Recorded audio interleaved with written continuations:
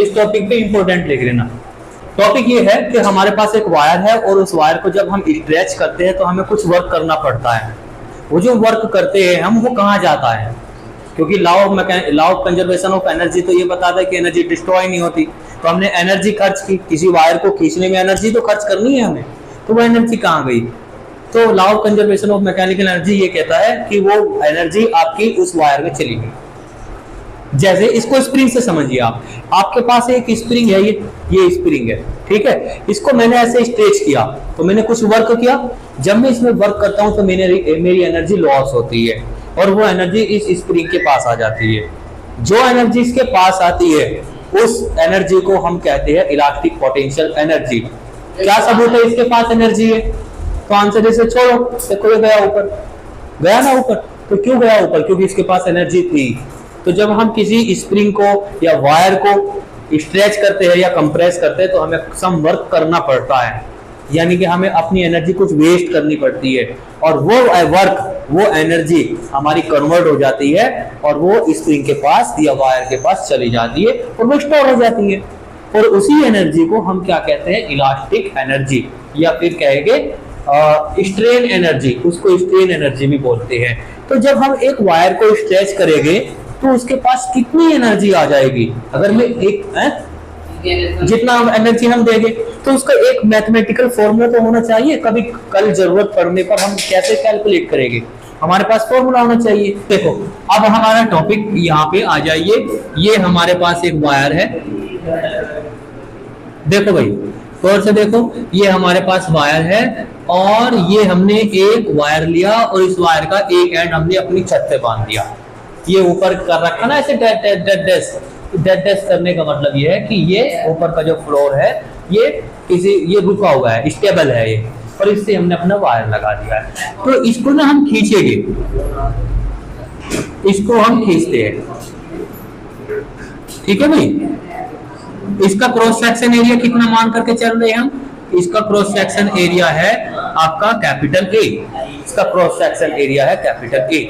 जब हम इसको खींचेंगे ऐसे फोर्स लगा करके तो ये जो है वायर नीचे की तरफ आ जाएगी, इसमें सम परमानेंट स्ट्रेन हो जाएगा।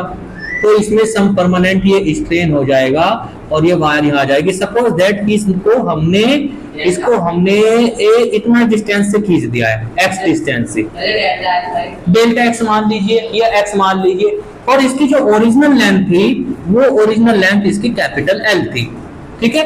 और इस पे हमने नीचे की तरफ F फोर्स अप्लाई किया, F फोर्स अप्लाई करने से इसमें हमने किसका स्ट्रेन पैदा कर लिया है? X। तो ये तो हुआ आपके पास गिवन डाटा, ये सब गिवन डाटा है, तभी तो आप फॉर्मूला तैयार करोगे। तो आपके पास गिवन डाटा क्या होना चाहिए? वायर होनी चाहिए हमारे पास, उसकी कुछ लेंथ होनी चाहिए, उस पर फोर्स लगेगा तभी तो नीचे जाएगा, उसमें कुछ स्ट्रेन आएगा। तो ये सब हो गया आपके पास गिवन डाटा। तो हम अपने आर्टिकल में क्या मेंशन करेंगे?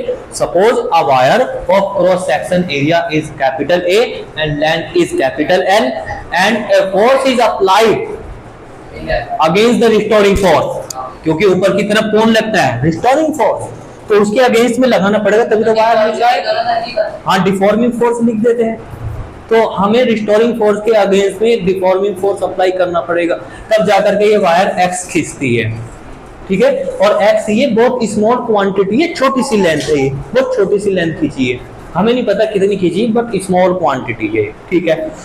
तो फिर इसका यंग मॉडुलस कैसे दिया जाएगा? तो इसका यंग मॉडुलस होगा that it's young modulus is given by y is equal to, young modulus का फॉर्मूला बताए, स्ट्रेस, फॉर्मूला बताओ इसका, स्ट्रेस अपॉन में स्ट्रेन, ये फॉर्मूला होता है इसका। इंग्लिश में भी लिख लिया अगर, और ये मतलब नेम लिख लिया कर, बाकी थ्योरी तो इतनी हिंदी नहीं करनी। ये जैसे भाई इसको क्या बोलते हैं? यंग मॉडुलस, हिंदी में यंग प्रत्यास्थ गुणांक बोलते हैं, इसे प्रतिबल बोलते हैं, तो इंग्लिश में स्ट्रेस बोल रहे हैं। ये विकृति है, विकृति स्ट्रेन। और इसको लिखो आप कैसे लिखते हैं? इसे F अपॉन A, स्ट्रेस को ऐसे लिखते हैं ना, और स्ट्रेन को कैसे लिखते हैं? X अपॉन ना, स्ट्रेन को कैसे लिखते हैं? समझ चुप हो जाना, नहीं तो रैपट मारूंगा, बाहर भगा दूंगा 1 मिनट में। चुपचाप बैठ जा बिल्कुल। स्ट्रेन को कैसे लिखते हैं? X upon capital L. देखो एक बार स्ट्रेन का फॉर्मूला यही है क्या? चलो इसको सीधा सही से सही कैसे करके लिखो, एफ अपॉन ए, ऊपर एल चला जाएगा और नीचे एक्स हो जाएगा। ये हमारे पास यहाँ से फोर्स की वैल्यू निकालिए। फोर्स की वैल्यू हम निकालेंगे तो एफ बराबर कितना बनेगा? बोलो कितना बनेगा? y की मल्टीप्लाई हो जाएगी, y इन दोनों की, ये दोनों मल्टीप्लाई में आ जाएंगे, y a x और ये अपोन में आ जाएगा l। तो ये हमने फोर्स की वैल्यू क्यों निकाली? क्योंकि हमें किसकी कैलकुलेशन करनी? एनर्जी की। और एनर्जी कैसे आएगी इसके पास? वर्क करने से। और वर्क का फॉर्मूला क्या है? Force multiply by displacement. यही पढ़ा ना वर्क का फॉर्मूला। तो इसलिए मुझे फोर्स का रिक्वायरमेंट है, जितना डिस्प्लेसमेंट होगा उसकी मल्टीप्लाई कर देंगे हम। तो ये आपके पास फोर्स आ चुका है,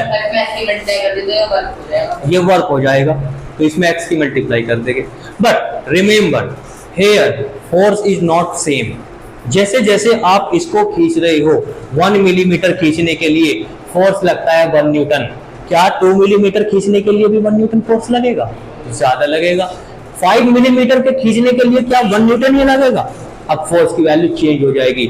जैसे जैसे स्ट्रेच होता जाएगा फोर्स की वैल्यू उतनी ही ज्यादा बढ़ती चली जाएगी। यही होता है ना एक्चुअल में। तो जितना ज्यादा आप फोर्स लगाओगे, सॉरी जितना ज्यादा स्ट्रेन करोगे उतना ही ज्यादा आपको फोर्स चाहिए। तो ये फोर्स कैसा हुआ?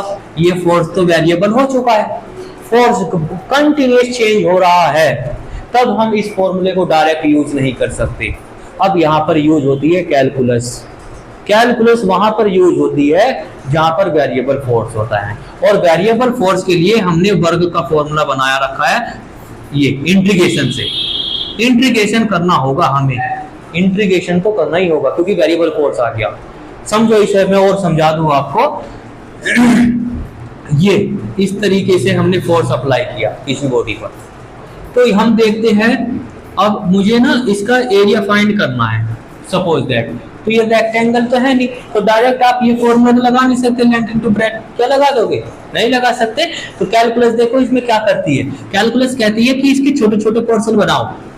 ये एक रेक्टेंगल, इसे सीधा मान सकते हैं आप, ठीक है। इसका एरिया निकालो, मान लीजिए A1 आ गया। नेक्स्ट फिर एक और रेक्टेंगल बनाओ छोटी सी, उसका एरिया निकालो, ऐड कर दो।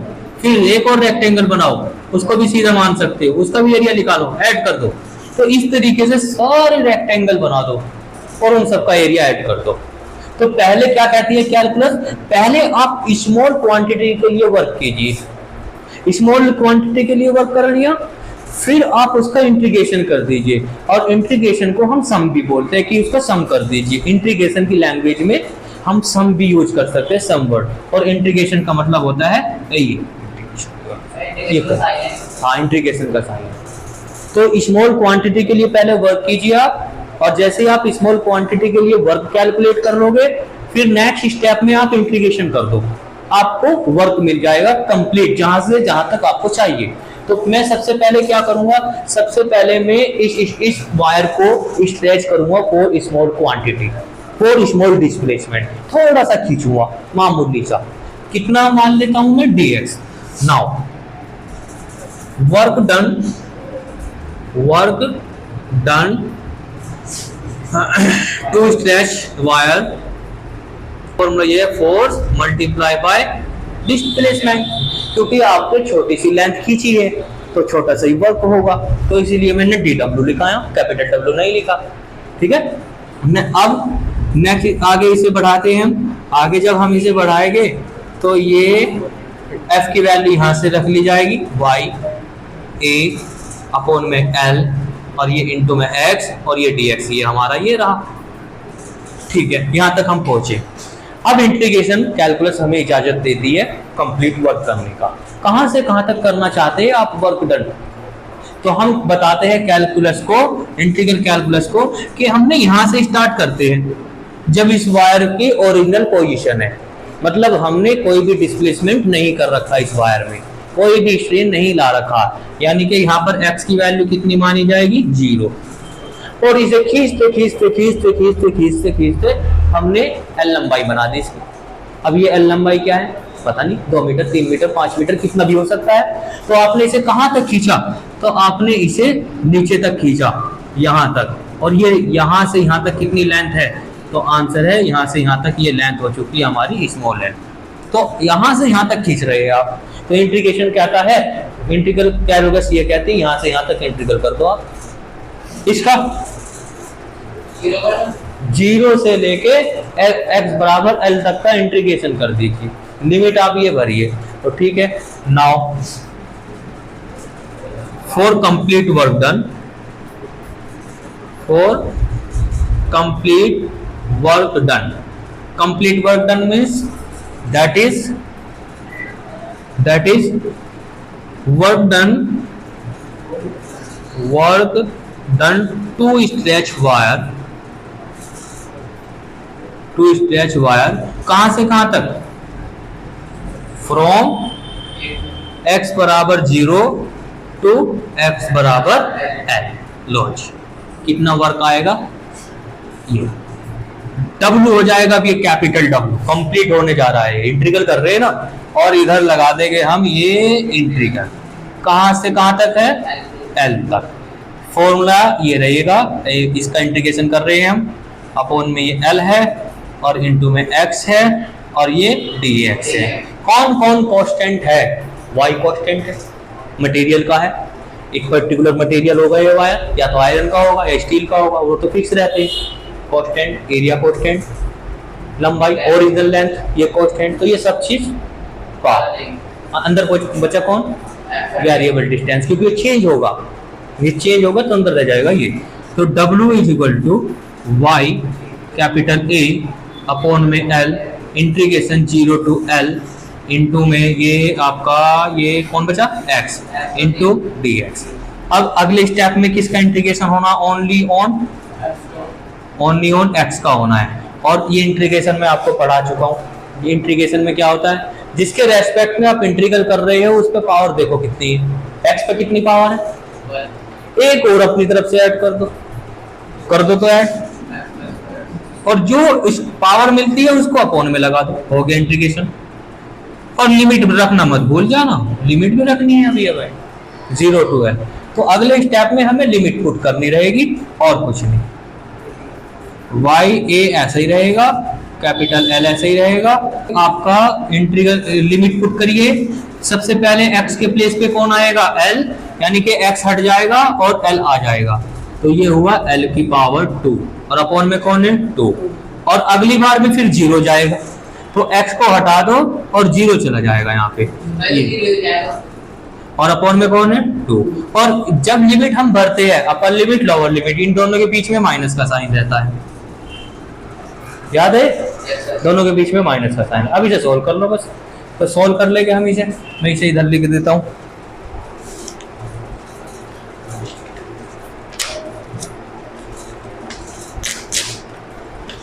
इधर कर,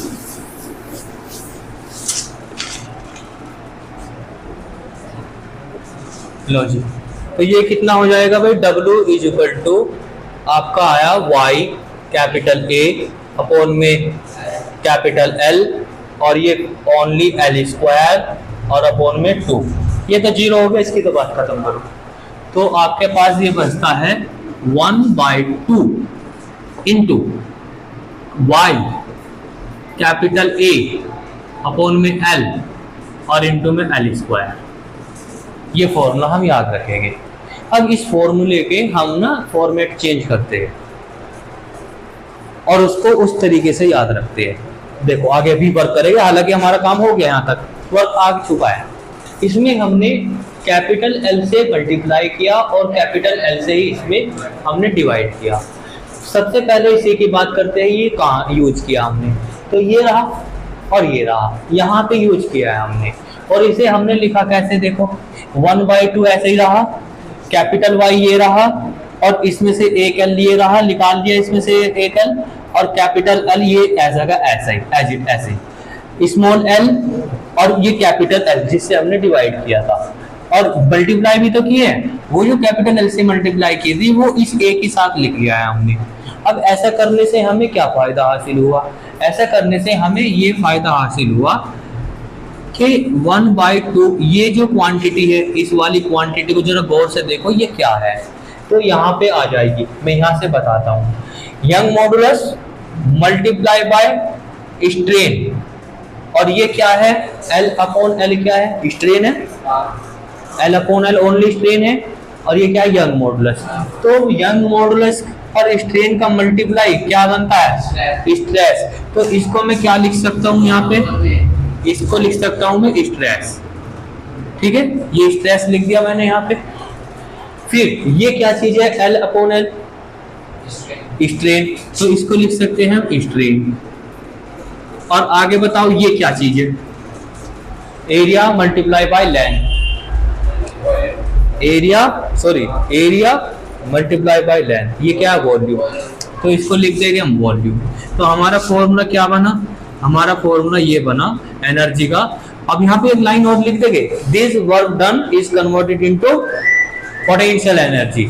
तो हमने अगली लाइन में इस W को U बना देंगे और ये लिखेंगे 1/2 multiply stress multiply by strain और मल्टीप्लाई बाय वॉल्यूम। ये फॉर्मूला आप याद रखोगे, multiply by volume, 1/2 stress strain volume, stress strain volume, stress stress volume, ये ध्यान रखोगे, 1/2 स्ट्रेस स्ट्रेन वॉल्यूम। अगर यूनिट वॉल्यूम की बात करें कि यूनिट वॉल्यूम में कितनी एनर्जी जाएगी, तो वॉल्यूम से डिवाइड कर दो, है ना, एनर्जी पर यूनिट वॉल्यूम, पर यूनिट वॉल्यूम। तो पर यूनिट वॉल्यूम की एनर्जी कितनी लिखी जाएगी, 1/2 स्ट्रेस मल्टीप्लाई बाय स्ट्रेन। ये किसके लिए बनाया फॉर्मूला, ये पर यूनिट वॉल्यूम के लिए है। पर यूनिट वॉल्यूम के लिए मींस यूनिट वॉल्यूम से डिवाइड कर दो इसे, तो ये पर यूनिट वॉल्यूम के लिए है। अच्छा, W का U क्या हो, कैसे हो गया, मैंने बताया था यहाँ पे आपको एक लाइन लिखनी है, वो लाइन ये लिखनी है, this work done is converted into potential energy. शुरू में बताया था ना, पोटेंशियल एनर्जी, तार की potential energy, elastic potential energy, potential energy तो होगी ही हो, किसकी, तार की। तो इसे लिख देंगे, this work done is converted into potential energy of the wire, ये लिख देंगे, या इलास्टिक पोटेंशियल एनर्जी, ये वर्ड यूज कर देंगे। क्लियर, ठीक है। तो ये दो, तो ये रुक नहीं जाएगा तार को जब हम खींच देंगे, स्प्रिंग को जब हम खींच देंगे ऐसे, ये कहाँ गया इस तार को, ये स्प्रिंग को। अब इसके पास कौन सी एनर्जी है, पोटेंशियल चल रहा है कहीं, पोटेंशियल एनर्जी। हाँ, जब ये मोशन में आ जाएगा तब ये पोटेंशियल एनर्जी कन्वर्ट हो जाएगी काइनेटिक एनर्जी में। कौन सी एनर्जी है इसके पास, मार्कर के पास, छोड़ देंगे, तो ये पोटेंशियल एनर्जी किस में कन्वर्ट हो जाएगी, काइनेटिक एनर्जी में। तो फॉर्मूला काइनेटिक एनर्जी का अलग है, ये पोटेंशियल एनर्जी का फॉर्मूला है तार को खींचने में, कि तब हम तार को हम खींच देंगे तो हमें कितना वर्क करना पड़ेगा।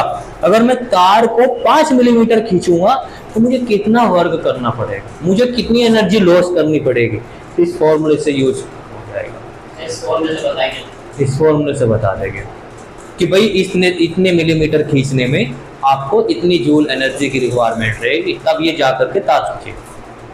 लेकिन बताने के लिए हमारे पास क्या होना चाहिए, स्ट्रेस होना चाहिए, स्ट्रेन होना चाहिए, और तार का वॉल्यूम, तार की मोटाई भी पता होनी चाहिए कि वो कितना मोटा तार है, तभी तो वॉल्यूम निकलेगा, कितना लंबा तार है।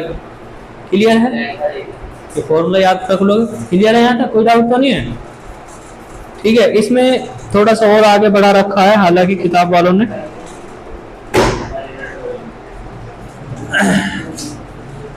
इक्वल टू 1/2, क्योंकि हम स्ट्रेस को क्या लिख सकते हैं, स्ट्रेस को हम यहाँ से लिख सकते हैं young modulus multiply by strain. तो क्या मैं इसको अगली लाइन में ऐसे लिख सकता, y मल्टीप्लाई बाय स्ट्रेन लिख सकता हूँ, नहीं लिख सकता हूँ स्ट्रेस को, है ये लिख लिया। और एक स्ट्रेस तो यहाँ पे ऑलरेडी हुई, तो स्ट्रेस का स्क्वायर हो जाएगा, तो एक फॉर्मूला ये बन गया, एक फॉर्मूला ये बन गया। तीन फॉर्मूले, तीनों को याद रखने आपको, तीनों याद रखने। क्वेश्चन ऐसे आ जाएगा, proof potential energy of a wire और potential energy to attach a wire is equal to 1/2 y into strain का स्क्वायर। प्रूफ करो इसे। ये आ जाएगा कि इसे प्रूफ करो, ये आ जाएगा कि इसे प्रूफ करो। तो कोई सही फॉर्मूला दे सकता है तो तीनों बताने पड़ेगा, पूछ लिया जाएगा। ठीक है, कोई प्रॉब्लम हो तो जल्दी से बताओ, नहीं तो नोट करो इधर फटाक से जल्दी से। यहाँ पे जब यहाँ पर पहुंचोगे ना आप, यहाँ पर आपको ये लिख लेना है और energy density, energy density, energy density. ठीक है, सुनो एक मिनट सुन लो, एक मिनट सुन लीजिए।